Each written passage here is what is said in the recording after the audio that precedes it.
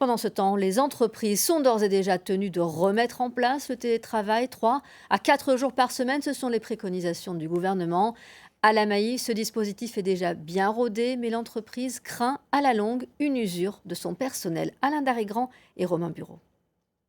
Tenue décontractée, ce matin, Pierre Rousselière part au travail, au premier étage de son habitation. Et voilà, nouveau bureau à domicile.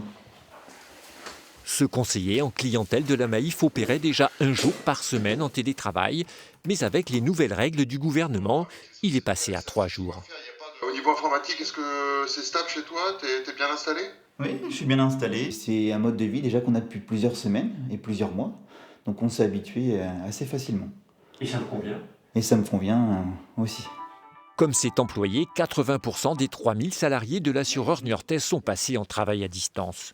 Mais pour rompre l'isolement, chacun est invité à revenir 1 journée par semaine dans l'entreprise, un plus par rapport au premier confinement en 2020, où les télétravailleurs devaient rester à domicile. Est-ce que je peux te montrer les dossiers? Il y a des choses qu'on peut faire à distance et d'autres moins. Là, typiquement, c'est résoudre un problème, aller chercher de l'information. C'est quand même plus intéressant d'être sur place. On va discuter directement avec la personne. Un dispositif bien rodé ici, car la Maïf a signé il y a 1 an et demi un accord d'entreprise sur le télétravail.